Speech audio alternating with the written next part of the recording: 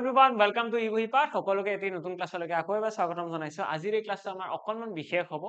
আমি আজিৰ এই ক্লাছটো আমি মেইনলি টাৰ্গেট কৰি আছো আমাৰ ওয়াটাৰ ৰিসোৰ্সৰ যেটো ইঞ্জিনিয়াৰিংৰ এক্সাম আছে ওয়াটাৰ ৰিসোৰ্স এক্সামটো আৰু লগতে ডিপাৰ্টমেন্টেল যিমান কেইটা এক্সাম আছে গোটেইকেইটা এক্সামৰ এপিএসসি ডিপাৰ্টমেন্টেল এক্সাম গোটেইকেইটাৰ কাৰণে আজিৰ এই ক্লাছটো বেনিফিচিয়েল হ'ব আৰু ইয়াতে আমি যিখিনি ষ্টেণ্ডাৰ্ডৰ কোৱেশ্চন সলভ কৰি সেইখিনি আমাৰ সেই ডিপাৰ্টমেন্টেল এক্সামত আহি থকা কোৱেশ্চনৰ ষ্টেণ্ডাৰ্ডৰ একদম সেম লেভেলৰ আৰম্ভ কৰিছো। ইয়াতে আমাৰ আজিৰ যিখিনি কোৱেশ্চন আছে গোটেইখিনি প্ৰফিট এণ্ড লছৰ লগত ৰিলেটেড কোৱেশ্চন হয়। অকনমান ডিফাৰেন্ট টাইপৰ কোৱেশ্চন তোমালোকে দেখিবা। ডিফাৰেন্ট মানে কি হয়, ইউনিক টাইপৰ কোৱেশ্চন যিবিলাক আজিকালি লাহে লাহে আহিবলৈ আৰম্ভ কৰিছে। তোমালোকে অকল হে আগতে আমি যিবিলাক ইজি লেভেলৰ বা অকনমান বেছি ডাইৰেক্টিভ ৱেৰ কোৱেশ্চন বিলাক চাই আছিলো, আজিকালি অকনমান তাতকৈ লেভেলটো আপৰৰ কোৱেশ্চন আহে। তো আমি চাব লাগিব এইখিনি বস্তু। ইয়াতে কি কৈছে, Sulekha bought 36,000 kg of sugar for rupees ইমান। সুলেখাই কি কৰিছে 36 কেজি সুগাৰ কিনি আনিছে 1040 টকাত। ওকে, তাৰপিছত কি কৈছে, sold it at a profit equal to the selling price of 10 kg। মানে কথাটো এনেকুৱা 36 কিলো কিনিছে 36 কিলো, তাৰপিছত যিটো বিক্ৰী কৰিছে, বিক্ৰী কৰাৰ পিছত কিমান বিক্ৰী কৰিছে, যিমান কিনিছে সিমানে বিক্ৰী কৰিব ন, মানে যিমানখিনি পৰিমাণৰ কিনিছে সিমানখিনি বিক্ৰী কৰিছে। আৰু বিক্ৰী কৰাৰ পাছত কি হৈছে, লাভ হৈছে। কিমান লাভ হৈছে, 10 কেজি চেনিৰ দামৰ সমান লাভ হৈছে। এতিয়া এইটো কোৱেশ্চন যদি তোমালোকে অলপমান অৰ্ডিনাৰী ভাৱে ভাবিবলৈ যোৱা, এনেই আৰু কিবা বেলেগ লজিক যদি লগাব যোৱা, কোৱেশ্চনটো বহুত বেছি দীঘলীয়া হ'ব। আমি এটা ইউনিক টেকনিক ইয়াতে লগাবলৈ গৈছো। ইয়াতে আমি কি কৰিম, আমি কম যে 34 কেজি চেনিৰ যিটো কিনাৰ দাম, সেই কিনাৰ দামটো হৈছে চিপি, মানে 36 চিপি। এইখিনি বিক্ৰী কৰাৰ পিছত কি হ'ব, 36 আমি কি পাম, 36 আমি এসপি পাম, মানে 34 কেজি চেনিৰ এইটো বেচা দাম। এইটো হৈছে 36 এসপি টো কি, ইমান 34 কেজি চেনিৰ বেচা দাম, আৰু এইটো হৈছে কিনা দাম।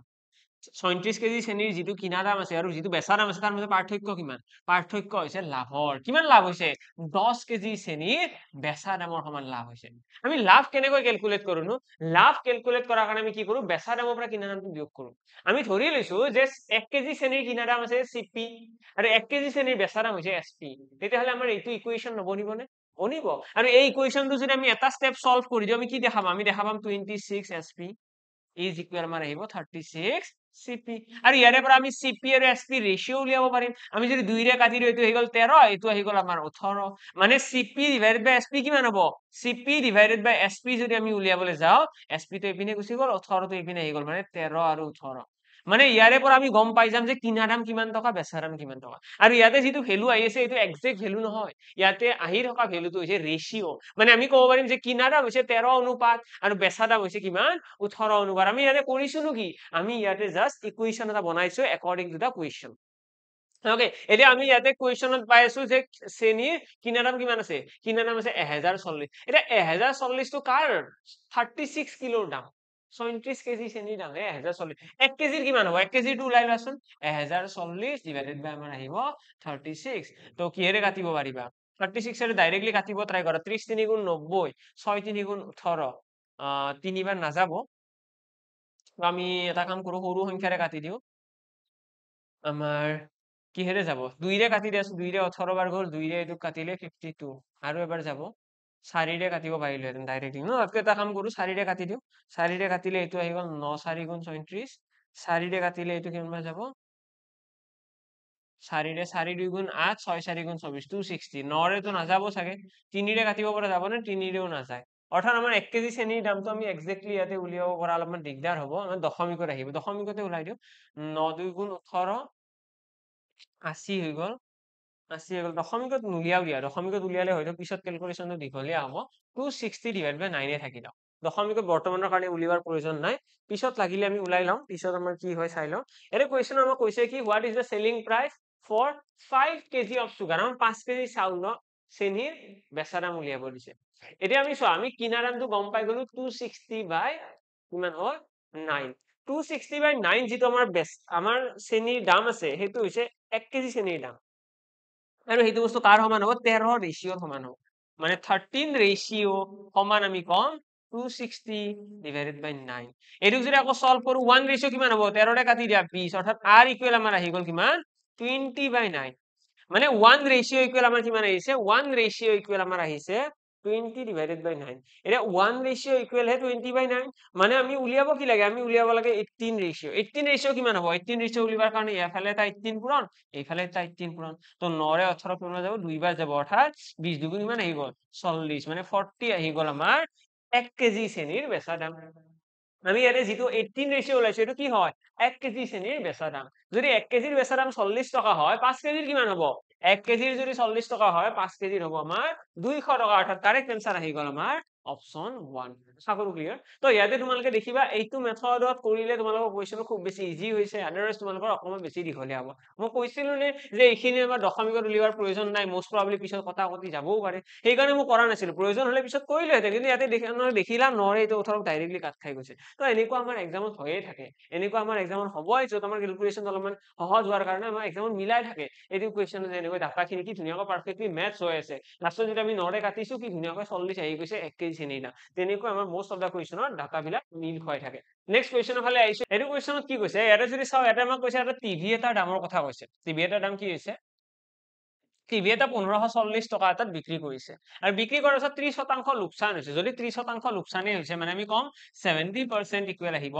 1540 টকা yes আৰু ইয়াৰে পৰা তোমালোকে ক্যালকুলেশন কৰিলে দেখিবা 1% ইকুৱেল কিমান হ'ব 1% ইকুৱেল 22 1% আমি গম পাই গলো আমাক কি কৈছে at what rate should he sell his TV so that he gains a profit of 30% যদি 30% প্ৰফিট হ'ব লগা হয় মানে কিমান টকা বিক্ৰী কৰিব লাগিব obviously 130 rupees 30% 130% যদি বিক্ৰী কৰিব লাগে মানে ইয়াতেও এটা 130 মাল্টিপ্লাই কৰি দিয়া কিমান হ'ব 13 দুগুণ 26 13 26 27 28 তো আমাৰ কিমান আহিব 2860 টকা মানে 2860 টকাত যদি বিক্ৰী কৰা হয় তেতিয়া হলে দোকানীজনৰ 30% লোকচান হ'ব আশা কৰো ক্লিয়াৰ সকলোৰে आंसर আহিছে খুব সিম্পল কোৱেশ্চন আছিল নেক্সট কোৱেশ্চনৰ ফালে আহিছো এটো কোৱেশ্চন ইয়াতে কি কৈছে দিস অনেষ্ট শপকিপাৰ খুব ধুনীয়া টপিক হয় এটো এটা দিস অনেষ্ট শপকিপাৰ ইয়াতে আমাক অসাধু দোকানীৰ কথা হ'ব ঠিক আছে দুষ্ট দোকানী বুলি ক'ব পাৰা দুষ্ট দোকানীৰ কথা ক'ব a dishonest shopkeeper sells sugar at ₹20 per kg 20 টকা প্ৰতি কেজি বিক্ৰী কৰে which he bought at ₹15 per kg 20 টকাত বিক্ৰী কৰে কিমান টকাত কিনি আনিছিল 15 টকাত কিনি আনিছিল also he gives 850 gram instead of 1000 gram his actual profit or loss percentage আমাক উলিয়াব দিছে আমাক যেতিয়া এনেকুৱা ধৰণৰ কোৱেশ্চন দিব যত আমাক dishonest shopkeeper কথা ক'ব তাত দুটা ধৰণৰ আমাৰ জোল থাকে কি কেতিয়াবা কি হয় দোকানী এজনে কিবা এটা দামত কিনি আনিব আনি পেলাই হয়তো লাভত বিক্ৰী কৰে নহলে লোকচানত বিক্ৰী কৰে আমি চাব লাগে যে কিনিছিল কিমান টকাত কিমান বস্তু কিনিছিল আৰু কিমান টকাত বিক্ৰী কৰিছে আমি সেইটো বস্তু জাস্ট চাব লাগে তো ইয়াতে যদি চাও কিনিছিল কিমান কিনিছিল বিক্ৰী কৰিছে 20 টকাত কিনিছিল 15 টকাত ঠিক আছে মানে 15 টকাত কিনি পেলাই 20 টকাত বিক্ৰী কৰিছে মানে কিমান টকা লাভ হ'ল 15 টকাত কিনি পেলাই 20 টকাত বিক্ৰী কৰিছে তো লাভ হৈ আছে নে লোকচান লাভ হৈ আছে ন কেতিয়াবা কি হয় কিনিছে 15 টকাত বিক্ৰী কৰে কিমানত 10 টকাত এনেকুৱাও হয় হয়নে যিমান টকাত কিনিছে তাতকৈ কম দামতো বিক্ৰী কৰে প্ৰথমতে আমি এইটো লিখি ললো যে কিনিছিল কিমান বিক্ৰী কিমানত কৰিছে যদি এইটোৰ আমি ৰেশিওটো উলিয়াবলৈ বিচাৰো ৰেশিও কিমান হ'ব এইটো আহিব 5 3 গুণ 15 এইটো আহিব 5 4 গুণ 20 মানে 3:4 তো ফাইনালি আমি কিনা দাম আৰু বেচা দামৰ এটা অনুপাত পাই গলো তাৰ পিছত কি কৈছে also কি কৈছে also he gives 850 gram instead of 1000 gram মানে যদি কোনোবা মানুহ যাই পেলাই কয় যে মই 1 কেজি বস্তু লাগিছিল সেই দোকানীজনে কি কৰে সেই দোকানীজনে কি কৰে বিক্ৰী কৰে মাত্ৰ মানুহজনক 850 গ্ৰাম দিয়ে যদি দোকানী এজনে কয় যে মই 1 কেজি আলু লাগে দোকানীজনে কাস্টমাৰটো কিমান দিব 850 গ্ৰাম মানে ইয়াৰে পৰা আমি কি বুজি পাম যে দোকানীজনে কিনি আনিছিল 850 গ্ৰাম এই dishonest shopkeeper এই টাৰ্মটোত বহুতৰ কনফিউজন লাগে তো কনফিউজনটো কেনেকুৱা হয় তোমালোকে মানে কথাটো এনেকুৱা যে দোকানীজনে কিনিছিল 850 গ্ৰাম কিন্তু বিক্ৰী কৰিছে 1000 গ্ৰাম মানে এজন মানুহে যেতিয়া 1 কেজি খুজে সেই মানুহজনক দোকানীজনে কিমান দিয়ে নো দোকানীজনে দিয়ে 850 গ্ৰাম মানে দোকানীজনৰ লগত যদি 850 গ্ৰাম থাকে দোকানীজনে কাস্টমাৰক কিমান বুলি ক'ব কাস্টমাৰক ক'ব 1 কেজি থকা বুলি মানে লাভ লৈ আছে ন মানে 850 গ্ৰাম যদি দোকানীজনৰ লগত থাকে সেইখিনি যদি কিনি আনিছে বিক্ৰী কিমান বুলি কৰিব বিক্ৰী কৰিব 1000 গ্ৰাম থকা বুলি হয়নে সেইটোৱে কথা ন 850 গ্ৰাম দিয়ে 1000 গ্ৰাম খুজিলে 1 কেজিৰ জেগাত 850 গ্ৰাম দিয়ে মানে যদি দোকানীজনৰ লগত 850 গ্ৰাম বস্তু থাকে যদি কোনোবা আহি পেলাই সুধে কিমান বস্তু আছে তোমাৰ লগত কি ক'ব 1 কেজি থকা বুলি ক'ব মানে 1 কেজি বুলি কৈ পেলাই বিক্ৰী কৰিব আছে 850 গ্ৰাম বিক্ৰী কৰিছে 1 কেজি বুলি কয় মানে এইটো এটা ৰেশিও আহি গ'ল এটা এইটোকো যদি আমি সিম্পলিফাই কৰো 0 0 কাট খাই গ'ল দেন 5 এৰে এইটো কাটিলে 5 1 গুণ 5 5 7 গুণ 35 17 এইটো কাটিলে 20 বাৰ এইটোৰো আমি ৰেশিও পাই গ'লো এটা পাইছো আমি দামৰ ৰেচিঅ, এটা পালো আমি ওজনৰ ৰেচিঅ। এইখিনি পূৰণ কৰিলে কি হ'ব 17 3 গুণ ইয়াতে আহি গ'ল 51 আৰু ইয়াতে আহি গ'ল 20 4 গুণ 80। মানে ফাইনেলি আমি গম পালো যে দোকানীজনে কিনিছিল 51 টকাৰ বস্তু, কিনিছিল কিমান টকাত 51 টকাত, কিন্তু বিক্ৰী কিমানত কৰিছে 80 টকাত। মানে কিমান টকা লাভ হৈ আছে 51 টকাত কিনি পেলাই 80 টকাত বিক্ৰী কৰিছে, মানে 51 ৰুপিজত কিনিছে বিক্ৰী কৰিছে 80 টকা, 29 টকা এটা লাভ হৈ আছে। ঠিক আছে, আৰু এই 29 টকাৰ লাভটো কিহৰ ওপৰত হৈ আছে কিনা দামৰ ওপৰত, ইনটু 100 কৰি দিলে এইটো হৈ যাব ফাইনেল এনসাৰ। আমাৰ কি 200 আনসাৰ গল 2900 ডিভাইডেড বাই 51, এইটো হৈছে আমাৰ ফাইনেল আনসাৰ। এতিয়া আমি ইয়াৰ পৰা এনসাৰটো আমি গোটেইখিনি ক্যালকুলেট কৰি থাকিম নে আমি অলপমান অপচনৰ হেল্প লম? অবভিয়াসলি আমি অলপমান অপচনৰ হেল্প লম। আমি 51 ৰে যদি ডিভাইড কৰো 6 বাৰ যাব নে 6 বাৰ নাযায়, 6 5 গুণ 30 300 হৈ যাব, তো 5 বাৰ যাব। ইয়াৰে 5 টকা অপচন কোনটো আছে, দুটা আছে, এটা আছে 50.12 মানে অপচন এ আৰু বি ভুল, সি আৰু ডি ভিতৰত কোনোবা এটা হ'ব 50.12 আৰু 56.86। এতিয়া ইয়াতে আকৌ দুটা টাৰ্ম আছে, এটা আছে লছ এটা আছে প্ৰফিট। আমাৰ ইয়াতে দোকানীজনৰ কি হৈছে, লাভ হৈছে নে লোকচান হৈছে? চোৱা কিনিছিল 51 টকাত বিক্ৰী কৰিছে 80 টকাত, মানে অবভিয়াসলি প্ৰফিট হৈ আছে। মানে আমি কওঁ যে আমাৰ অপচন 4 টোৱে হৈ গ'ল কাৰেক্ট আনসাৰ, 56.86% প্ৰফিট। প্ৰফিট হ'ব ন, লোকচানটো সম্ভৱ নহয়। ওকে, আৰু এইটোক আমি যদি হৰণ কৰো 5 ৰে যদি এইটো 50 ৰে যদি এইটো হৰণ কৰিবলৈ চাও 50 আহিব। ঠিক আছে, এপ্ৰক্সিমেটলি 50 টো আহিবই, 50 তকৈ বেছি আহিব, কম নাহে। তো সেইটো হিচাপত আমি আনসাৰ দি দিলো 56.86% প্ৰফিট। নেক্সট কুৱেশ্যনৰ ফালে আহিছো, এইটো কুৱেশ্যন এতিয়া কি আছে সকলো এবাৰ চেষ্টা কৰা। প্ৰথমতে ভিডিঅটো তোমালোকে পজ কৰি পেলাই ট্ৰাই কৰা এবাৰ ভিডিঅটো পজ কৰা, পজ কৰি পেলাই ট্ৰাই কৰা। ইয়াৰে কি কৈছে, selling price of first article is ₹960। এটা আৰ্টিকল এটা আছে, প্ৰথমটোৰ বেচা দাম হৈছে 960 and cost price of the second article, cost price of the second article 960। মানে এটা বস্তু এটা বিক্ৰী কৰিছে 960 টকাত আৰু এটা কিনিছে 960 টকাত। if there is a profit of 20% on first article and loss of 20% on the second article, then what will be the total loss? আমাক এটা সুধিছে টোটেলত কিমান লছ হৈছে। আমাক কথাটো এনেকৈ কৈছে যে এটা বস্তু এটা বিক্ৰী কৰিছিল 960 টকাত আৰু 960 টকাত যেতিয়া বিক্ৰী কৰিলে এটা দোকানীজনৰ কি হৈছে, if there is a profit of 20% in the first article, তো প্ৰথমটোৰ 20% লাভ হৈছে, মানে 120%। 120% সমান 960, প্ৰথম বস্তুটোৰ 20% লাভ হৈছে। তাৰে পিছত কি কৰিছে, সেকেন্ড যিটো বস্তু আছে সেইটো 960 টকাত কিনিছে, সেইটো 960 টকাত কিনিছে, এইটো হৈছে বেচা দাম, এইটো বেচা দাম এসপি। আৰু ইয়াৰে পাছত আমি কি পাইছো, এইটো কিনা দাম। কিনা দামটোৰ ক্ষেত্ৰত কি কৈছে, এইটো 960 টকাত কিনিছে আৰু কিনাৰ ফলত কি হৈছে 20% লোকচান হৈছে। নে সেকেন্ডটো বিক্ৰী কৰাৰ কথা ইয়াতে কৈছে ক'বাত, selling price of first article is rupees ইমান এণ্ড কষ্ট price of the second article is rupees ইমান। আচ্ছা কিনিছে এইটো, তো কিনা দামৰ পিছত কি হৈছে, ইয়াতে 20% এটা লোকচান হৈছে, মানে 80%। 20% এটা লোকচান হৈছে and the loss of 20% on the second article। তো যেতিয়া 960 টকাত কিনিছে, ওকে নাই এইটো আমি কিনা দাম বুলি কৈছে ন, 960 টকাত কিনিছে, মানে এইটো আমি 960 টকাটো 100% বুলি ল'ব লাগিব। এইটো 100%, কিনা দাম সদায় 100%ৰ সমান ন। এতিয়া ইয়াৰে পৰা যদি আমি সলভ কৰো, প্ৰথম আৰ্টিকলটোৰ কথা যদি চাও, প্ৰথম আৰ্টিকলটোৰ কিমান আহিব, 1% ইকুৱেল কি আহিব, 0 0 কাট খাই গ'ল, 12 8 গুণ 96, মানে 1% সমান 8 আহি গ'ল। আৰু ইয়াৰে পৰা আমি কেৰি ফৰৱাৰ্ড কৰি পেলাই আমি ক'ব পাৰিম 100% সমান কি হ'ব, 100% সমান আহি গ'ল 800। মানে প্ৰথম যিটো বস্তু আছিলে আৰ্টিকল, প্ৰথম আৰ্টিকলটোৰ কিনা দাম কিমান আছিলে, কিনা দাম আছিলে এইটোৰ 800 টকা। 800 টকাত কিনি পেলাই 960 টকাত বিক্ৰী কৰিছে, তেওঁ 20% এটা লাভ হৈছে। এতিয়া সেকেন্ড আৰ্টিকলটোৰ কথা কৈছে, সেকেন্ড আৰ্টিকলটো কিনিছে 960 টকাত, কিন্তু এইটোত 20% লোকচান হ'ব। এতিয়া 960 টকাৰ বস্তুটোত যদি 20% লোকচান হয়, মানে কিমান দামত বিক্ৰী কৰিব, 960 টকাৰ বস্তুটো যদি 20% লোকচানত বিক্ৰী কৰে, মানে কিমান শতাংশ দামত বিক্ৰী কৰিব, 80%। তো তাৰ কাৰণে কি কৰিলো, প্ৰথমতে 0 0 কাট কৰি দিয়া, ইয়ালৈ আমি কি পাই গলো 10%, 10% সমান কি 96, আমি উলিয়াব কি লাগে 80%, কাৰণ 80% দামত বিক্ৰী কৰিব ন। তো দুয়োফালে এটা 8 পূৰণ কৰি দিয়া, 8 পূৰণ কৰিলে 80% ওলাব, 10 8 গুণ 80, এইটো পূৰণ কৰি 8 6 গুণ 48, দেন 8 9 গুণ 72 4 76, তো 768। মানে গম পাই গলো যে সেকেন্ড যিটো আৰ্টিকেল আছে সেইটো বিক্ৰী কৰিব 768 টকাত,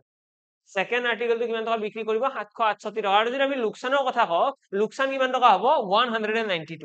192 ৰুপিজ সেকেন্ড আৰ্টিকেলটোত লোকচান হ'ব। ঠিক আছে, কাৰণ 960 টকাত কিনিছিল, বিক্ৰী কৰিছে 780 টকাত, মানে সেকেন্ড আৰ্টিকলটোত 192 টকা এটা লোকচান হ'ব। আৰু প্ৰথম আৰ্টিকলটো কিমান টকা লাভ হৈছে, প্ৰথম আৰ্টিকলটোত চোৱা 800 টকাত কিনিছিল, 960 টকাত বিক্ৰী কৰিছে, মানে 160 টকা এটা লাভ,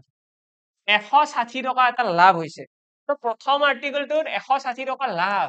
আৰু সেকেন্ড আৰ্টিকেলটোত 192 টকা লোকচান মানে কিমান টকাৰ টোটেলত লোকচান হল 160 লাখ 192 লোকচান তো আমি দেখি পাইছো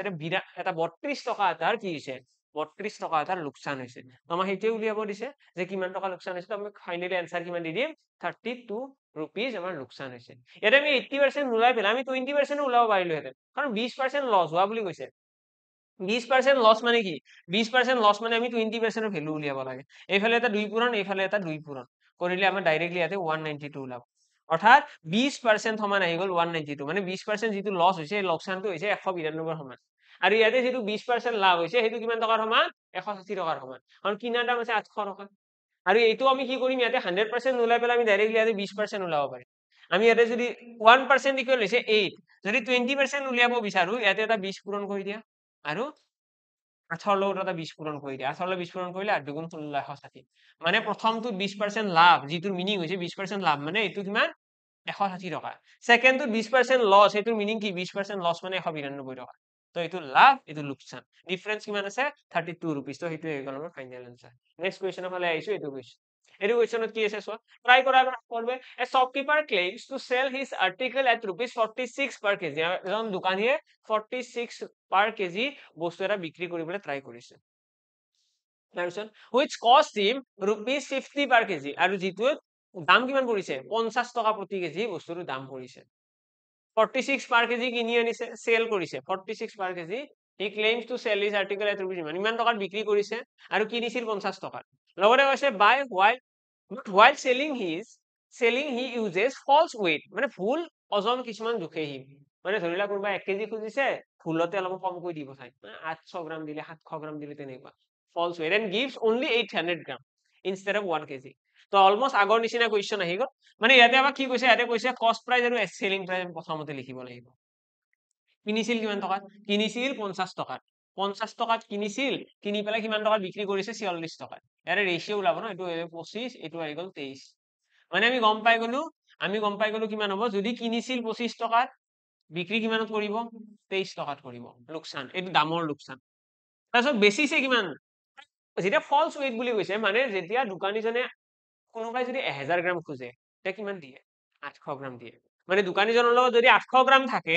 দোকানীজনে কিমান গ্ৰাম বুলি বিক্ৰী কৰি দিয়ে 1000 গ্ৰাম বুলি বিক্ৰী কৰি দিয়ে মানে 1000 গ্ৰামৰ পইচাটো ৰাখে তো বেচা দামটো 1000 গ্ৰাম হল ন বেচা দামটো 1000 গ্ৰামৰ সমান 1000 গ্ৰামৰ পইচা ৰাখিছে কিন্তু দিছে কিমান কিনিছিল কিমান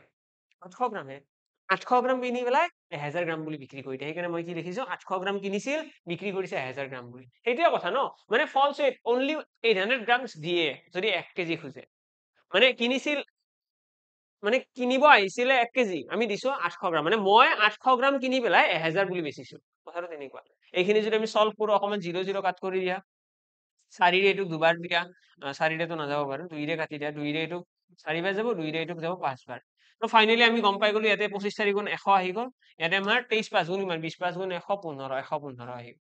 তো ফাইনালি আমি গম পাই গলো যে কিনিছিল 100 টকাত আৰু বিক্ৰী কিমান কৰিছে 115 টকা মানে 15% এটা লাভ হৈছে আমাক কি উলিয়াব দিছে what is his profit percentage তো প্ৰফিট পাৰ্চেন্টেজ 15% 100 টকাত কিনি পেলাই 115 টকাত বিক্ৰী কৰিছে মানে 15 টকা এটা লাভ হৈছে কাৰ ৰেসপেক্টৰ 100 ৰেসপেক্টৰ ইনটু 100 কৰি দিয়া 0 0 কাট খাই গল মানে 15% আমাৰ ফাইনালি আনসাৰ আহি গল তো মেথডটো তোমালোকৰ ভালদৰে থাকে মেথডটো যদি ভালদৰে বুজি পোৱা তেতিয়াহলে কুৱেশ্চন সলভ কৰিবলৈ বেছি টাইম নালাগে আদাৰৱাইজ কিন্তু টাইম কনজিউমিং কুৱেশ্চন এইটো এটা আছিল নেক্সট কুৱেশ্চনৰ ফালে আহিছো এইটো কুৱেশ্চন আৰে কি কৈছে the selling price of an article is rupees 2,28,528 selling price of an article is man a shopkeeper marks its price 15% above its cost price তো এই বস্তুটোৰ যিটো কিনা দাম আছিল এই বস্তুটোৰ যিটো কিনা দাম আছিল সেই কিনা দামটো কি কৰিছে মাৰ্ক কৰা আছিল কিমান মাৰ্ক কৰা আছিল কিনা দামতকৈ 15% বেছি 15% above its cost price and gives a discount of 10% 10% ডিসকাউন্টও দিছে যদি এইটো কোৱেশ্চন আমি এনে ভাবিবলৈ যাও আমি পাৰ্সেন্টেজত সলভ কৰিবলৈ যাও কেনেকুৱা হ'ব এটো দেখিবলৈ এনেকুৱা হ'ব যে বস্তুটোৰ কিনা দাম আছিল 100% কিনা দাম আছিল 100% এনে এইটোৰ দামটো কিমান মাৰ্ক কৰিব তো মাৰ্ক প্ৰাইসটো এইটো যদি সিপি বুলি কও মাৰ্ক প্ৰাইস কিমান হ'ব তো মাৰ্ক প্ৰাইসটো কি আছিল 15% বঢ়াই পেলাই লিখিছে মানে 115% লিখিছে হল 115% আছিল মার্ক প্ৰাইস আৰু তাৰ পিছত কি কৰিছে 10% এটা ডিসকাউন্ট দিছে যদি লিখা দামৰ পৰাই যোনটো লিখা দাম আছে তাৰ পৰা যদি 10% ডিসকাউন্ট দিয়ে তেতিয়াহ'লে বেচা দাম কিমান হ'ব এইটো আছে 115 115ৰ 10% মানে কি 11.5%। তো এৰে পৰা মানে 11.5% কি হ'ব দাম কমি যাব যদি মই 115%ৰ 10% উলিয়াবলৈ যাওঁ কিমান আহিব 11.5 তো 11.5% যদি মই ইয়াৰ পৰা বিয়োগ কৰি দিওঁ কিমান আহিব 104 11.5 আহিলে কিমান হ'ব 103.5% মানে বেচা দাম হৈ যাব কিমান 103.5%। কি কৰিছো মই লিখা দামৰ পৰা 10% ডিসকাউন্ট দিছো 10% ডিসকাউন্ট মানে কি 10% কমি যাব আৰু 10%টো এনেকুৱা নহয় যে 115 পৰা তোমালোকে 10টা বিয়োগ কৰি দিবা 105 লিখি দিবা সেইটো নহয় ইয়াৰে টেকনিকটো এনেকুৱা 115 আছে বস্তুটোৰ লিখা দাম তাৰে 10% কিমান 10% মানে কিমান 1/100 এইখিনি সলভ কৰিলে দেখিবা 11 মানে 11.5% দাম কমিব দাম কিমান কমিব 11.5 আৰু ইয়াৰে পৰা যদি 11.5 এটা বিয়োগ কৰি দিও আমি দেখিম বেচা দাম হ'ব 103.5 তো আলটিমেটলি আমি পার্সেন্টেজত কিনা দাম লিখা দাম আৰু বেচা দাম তিনিটা পাই গ'লো আমাক কোৱেশ্চন অলৰেডি সেলিং প্ৰাইস দিয়া আছে সেলিং প্ৰাইস কিমান 2,28,528 মানে এই যেটো ৰেশিও আছে এটো কাৰ সমান হ'ব এই যেটো পাৰ্সেন্টেজ আছে এইটো সমান হ'ব 2,28,528 ৰ সমান আৰু ইয়াৰে পৰা আমি কি কৰিব লাগে এটা কষ্ট প্ৰাইস উলিয়াব লাগে মানে 100% উলিয়াব লাগে ঠিক আছে তাৰ কাৰণে আমি দশমিকটো প্ৰথমতে উঠাই লওঁ দশমিকটো যদি আমি এনেকৈ উঠাই দিও তেতিয়ালে কি হ'ব এইফালে এটা শূন্য আহি যাব यस এইফালে এটা 0 আহি যাব এটা 1035 এৰে এইটো তোমালোকে হৰণ কৰিবলৈ ট্ৰাই কৰা কিমান মান যাব কিবা এটা ওলাব তোমালোকে ক্যালকুলেশনটো অকমান দীঘলীয়া হ'ব চাগে কিবা আমি এজিউম কৰি পেলাই অকমান শৰ্টকাট বনাব পৰা যাব নেকি এটা কাম কৰি ল'ব পাৰি কিন্তু আমি এটো যদি 5 এৰে হৰণ কৰি দিও 5 এৰে হৰণ কৰি দিয়াৰ পিছত ক্যালকুলেশন অলপমান সৰু হোৱাৰ সম্ভাৱনা এটা আছে ন 5 2 গুণ 10 5 7 গুণ 35 5 এৰে এইটো কাটিলে কিমান পার্সেন্ট সমান 5 4 গুণ 20 5 5 গুণ 25 5 7 গুণ 35 0 5 5 গুণ 25 5 6 গুণ 30 यस তাৰপিছত আকৌ 207 আছে এটা 207 এৰে এটো ডাইৰেক্টলি হৰণ কৰিব লাগে আমাৰ obviously এনসাৰটো আমি ইয়াৰে পৰা কিবা এজিউম কৰিব পাৰিম নে ইয়াৰে পৰা এসে এটা কাম কৰো আমি ইমানখিনি ক্যালকুলেশন কৰিবলৈ নাযাও ইমানখিনি ক্যালকুলেশন কৰি মানে এতিয়ালৈকে মোৰ স্যাটিসফ্যাকশন আহা নাই যে এনসাৰটো সোনকালে আহিব আৰু টাইম লাগিব ন 207 এৰে হৰণ কৰা দেন 100% উলিবা এটা কাম কৰো অলপমান এজাম্পশনৰ ফালে যাও ন এজাম্পশনৰ ফালে যাও তোমালোকে কি কৰিবা ঘৰত কোৱেশ্চনটো সলভ কৰিবা এজাম্পশন মানে কেনেকুৱা এনসাৰটো আমি উলিয়াম কিন্তু আমি ক্যালকুলেশন নকৰাকে ওলাম আৰু এনেকুৱাও নহয় যে আমাৰ ডাউট থাকিব আমি 100% সিওৰ হ'ম যে এইটো এনসাৰ কেনেকে ওলাম তো তাৰ টেকনিকটো এনেকুৱা ইয়াৰে তোমালোকে দেখি পাই আছিলা যে 103.5% মানে 3.5% এটা কি হয় যেতিয়া বস্তুটো বিক্ৰী কৰিছে 3.5% এটা প্ৰফিট হৈছে নহয় জানো 3.5% এটা প্ৰফিট হৈছে হয় নে এইটো 3.5% এটা প্ৰফিট হৈছে মানে এইকেইটা যদি কিনা দাম হয় ইয়াৰে 3% 3.5 বা 4% বুলি ধৰি লোৱা এইকেইটাৰ যোনটো কিনা দাম শুদ্ধ কিনা দাম হ'ব তাৰে 4% বঢ়ালে এইটোৰ সমান হ'ব লাগিব নে নাই 4% বুলি ভুল হ'ব 3.5% বঢ়ালে এইটো হ'ব লাগিব তো তোমালোকে চাই লোৱা এইটো দামৰ ওচৰা ওচৰি ইয়াৰে কোনটো কোনটো আছে এটা আছে 2,28,000তকৈ এইটো বহুত ডাঙৰ মানে এইটো হ'বই নোৱাৰে এইটোও ডাঙৰ এইটোও হ'ব নোৱাৰে তো এই দুটা অপচন থাকিল অপচন এ আৰু বি 1 and 4 ৰ মাজত কোনোবা এটা হ'ব এতিয়া আমি যদি চাও অপচন 4 টো এইটো হৈছে 2,20,800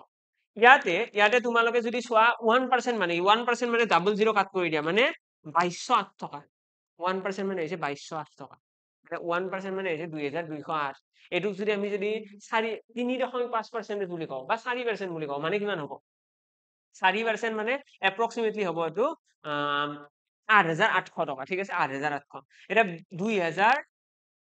2,20,000 লগত যদি 8,000 টকা এটা যোগ কৰো এইটো হৈছে নেকি অলমোস্ট হৈছে ন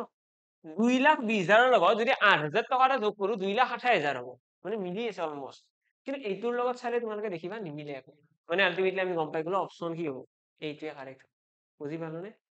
তো এটা আমাৰ আমি যদি যেতিয়া 3.5% এটা বঢ়াম এইটো কেনেকুৱা হ'ব 2208 টকাৰ 3 গুণ 6600 8 3 গুণ 24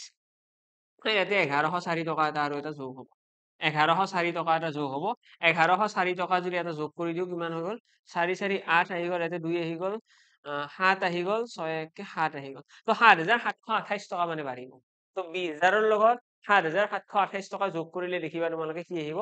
8 7 15 একদম 2,28,528 টকা আহিব মানে এইটো দামৰ লগত যদি তোমালোকে এই 7,728 টকাটো যোগ কৰি দিয়া তেতিয়াহ'লে তোমালোকে পাই যাবা 2,28,528 28 টকা মানে এজাম্পশনৰ পৰা আমি ইয়াতে কাৰেক্ট এনসাৰটো দিব পাৰিম কাৰণ ইয়াতে আমাৰ ক্যালকুলেশনটো দীঘলীয়া যেন ফিল হৈ আছে yes তো যিকোনো মেথডত তোমালোকে আহিব পাৰা কাৰণ যেতিয়া বেছি দীঘলীয়া হয় মই যদি 200 হাতেৰে কাটিবলৈ যাওঁ কিবা এটা নাম্বাৰ ওলাব তাৰপিছত আকৌ মই 100% উলিয়াব লাগিব মানে ইয়াতে 100 ৰ মাল্টিপ্লাইও কৰিব লাগিব টাইম কনজিউমিং হয় এইটো ওকে নেক্সট আহিছে নেক্সট কোৱেশ্চন হলে এইটো কোৱেশ্চন ইয়াতে কি কৈছে এনে কৈছে a book is sold for rupees 575 এখন কিতাপ এখন 575 টকা বিক্ৰী কৰা হৈছে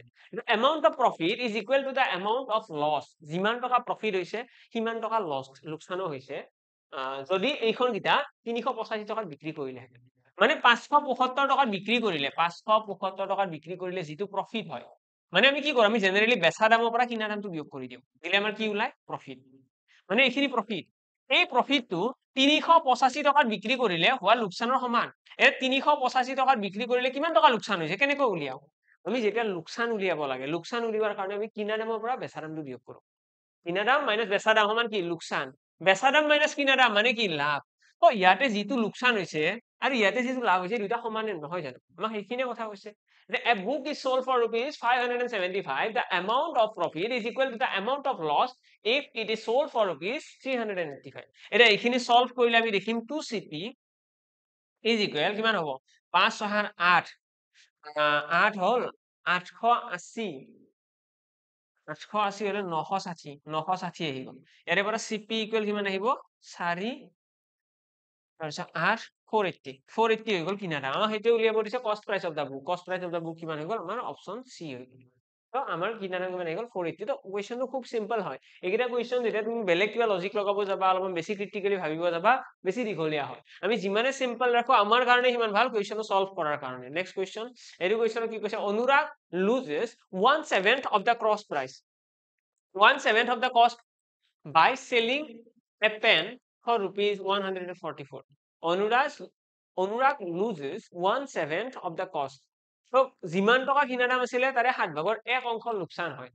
1/7 of the cost বুলি কৈছে 1/7 মানে এইটো মিনিং হৈছে 7 ভাগৰ 1 of the cost মানে কিনা দামৰ 7 ভাগৰ 1 বস্তু লোকসান হয় যেতিয়া 144 টকাত বিক্ৰী কৰে ঠিক আছে if the pen is sold for rupees 189 what is his gain percent এইটো দামত বিক্ৰী কৰিলে কিমান পাৰ্সেন্ট লাভ হ'ব তো লোকসান কিমান হৈ আছে লোকসান হৈ আছে 7টা ভাগৰ 1 ভাগ মানে কিনা দামটো যদি 7টা ভাগ হয় 7 রেশিও তাহলে লোকসান কিমান হৈছে 1 ভাগ ন মানে বেচা দাম কিমান হ'ব বেচা দাম 6 মানে 7 টকাত কিনা বস্তুটো যদি 6 টাকাত বিক্ৰী কৰিতে কি হয় 7টা ভাগৰ 1 ভাগ এটা লোকসান হৈ আছে আৰু এই 6 যেটো আমি দেখি আছো এই 6 ৰেশিওটো কি হয় এইটো বেচা দাম এতিয়া 140 টকা বিক্ৰী কৰিছে মানে 6 ৰেশিও সমান 144 এটা ইয়াৰে পৰা তোমালোকে r ইকুৱেল কি উলিয়াব পাৰিবা r ইকুৱেল তোমালোকে উলিয়াব পাৰিবা ইয়াৰে পৰা 6 ৰে যে কাটি দিও 6 2 গুণ 12 6 4 গুণ 24 r ইকুৱেল আহি গল আমাৰ 24 ঠিক আছে r ইকুৱেল আহি গল 24 মানে আমি 7 ৰেশিও উলিয়াব পাৰিম যে যেটো কিনা দাম আছিল তো কিনা দামৰ কাৰণে দুয়োফালে 7 এটা মাল্টিপ্লাই কৰি দিয়া 8 2 গুণ 14 140 108 কিমান হ'ব 8 আহি গল দেন 168 তো আমাৰ 7 ৰেশিও ইকুৱেল আহি গল 168 মানে আমি গম পাই গলো বস্তুটো কিনা দাম কিমান আছিল কিনা দাম আছিল 168 বস্তুটো কিনিছিল মানে 168 টকা কিনি পেলাই বিক্ৰী কিমানত কৰিছে 140 টকা আৰু বিক্ৰী কৰাৰ কাৰণে 7 ভাগৰ 1 অংশ লোকসান হৈছে মানে যদি 7টা ভাগত বস্তুটোৰ কিনা দাম তুমি ধৰিলে বস্তুটোৰ দামটো হৈছে 7টা ভাগ আৰু 7টা টাইপ বুলি ধৰা 7টা বস্তু লগাই পেলাই বস্তুটোৰ কিনা দাম মানে এটা বস্তু লোকসান হ'ব মানে 6টা ভাগত বিক্ৰী কৰিছে হয়নে মানে 6 যদি 7 বস্তা পইচা দি পেলাই 7 বস্তা পইচা দি পেলাই যদি মই এখন ট্ৰাক এখন কিনি আনি পেলাই সেই ট্ৰাকখনে মই 6 বস্তা টকা ৰাখি পেলাই যদি বেছি দিও মোৰ কি হল 1 বস্তা টকা লোকসান হল কথাটো তেনেকুৱা এখানে 7 বস্তা টকা 1 বস্তা টকা আমাৰ লোকসান হৈ গল মানে 6 বস্তা টকা পাইছো বেছি পেলাই সেইকাৰণে ইয়াৰে পৰা আমি কি উলিয়ালো কিনা দাম উলিয়ালো 160 এইটো হৈছে কিনা দাম আৰু বেচা দাম কিমান কৈছে 189 168 ত কিনি পেলাই 168 ত কিনি পেলাই যদি 189 ত বিক্ৰী কৰো মানে কিমান টকা লাভ হ'ব মাইনাস কৰাছো ইয়াৰে পৰা 168 তোমালোকে বিয়োগ কৰি দিয়া 168 বিয়োগ কৰিলে কি হ'ব 9 8 গলে 1 8 6 গলে 2 থাকি গল মানে 21 টকা এটা লাভ হ'ব ঠিক আছে তো এই 21 টকাটো কিহৰ ওপৰত লাভ হৈছে 168 ৰ ওপৰত ইনটু 100 কৰি দিয়া এইটো হৈছে আমাৰ ফাইনাল আনসাৰ 21 এতে চাগে ডাইৰেক্টলি কাটা যাব হাতেৰে হৰণ কৰিবলৈ চাচোন yes 7 3 গুণ 21 7 2 গুণ 14 7 4 গুণ 28 ঠিক আছে তুমিৰে আকৌ এইটো 8 বাৰ যাবচোন মানে আলটিমেটলি ফাইনালি আনসাৰ আহি গল 12.5% তো 12.5% অপশনত আছে নে yes অপশন 2 আছে অপশন 2 আমাৰ ফাইনালি আনসাৰ আহি গল 1/8 আহিব ন 1/8 মানে কি 12.5%। তো 12.5% হৈ গ'ল আমাৰ এইটো কুৱেশ্যনৰ কাৰেক্ট এনচাৰ। আৰু ইয়াতে গেইন পাৰ্চেন্টেজ উলিয়াব দিছে, মানে এইখিনি কি হৈছে, প্ৰফিট হৈছে। ঠিক আছে, 168ত কিনি পেলাই যদি 189ত বিক্ৰী কৰে মানে অবভিয়াছলি প্ৰফিটেই হ'ব ন, বেলেগতো নহয়। অ'কে, তো ইয়াতে আমাৰ ক্লাছটো খতম হ'ল। আশা কৰো ক্লাছটো গোটেইখিনি কুৱেশ্যন সকলোৰে ভাল লাগিল। লগতে মই জনাই দিওঁ, যদি কোনোবাই এই এক্সামটোৰ কাৰণে প্ৰিপেয়াৰ কৰি আছে ৱাটাৰ ৰিচোৰ্চ, যদি জিএছ ছেকশ্যনটো এতিয়াও তোমালোকে ভালদৰে পঢ়া নাই, বা গোটেইখিনি চাবজেক্ট যদি তোমালোকে এতিয়াও ভাবি আছা যে ক'ৰবাত অসমীয়া মিডিয়ামত বা গোটেইখিনি বস্তু আৰু ঘৰুৱা ভাষাত বুজোৱা ক'ৰবাত কিবা আছে জানো, তো নিশ্চয় এই কুইবেটত অলৰেডি বেটচ এটা লঞ্চ হৈ আছে। এইটো ক্লাছ আমাৰ চলিয়ে আছে, বহুত আগৰ পৰা ক্লাছ চলি আছে, বহুতখিনি ষ্টুডেণ্টে এনৰোল হৈছে, বহুতখিনি ষ্টুডেণ্টে ভালদৰে পঢ়ি আছে। যদি তোমালোকে ইণ্টাৰেষ্টেড হয়, ভাবা যে বেটচটো জইন কৰিবলৈ, গোটেইখিনি বস্তু, গোটেইখিনি চিলেবাছ ইয়াতে পাবা। ইয়াতে এক্সক্লুডিং দেই তোমালোকৰ টেকনিকেল পাৰ্টটো ইয়াতে নাথাকে বাৰু।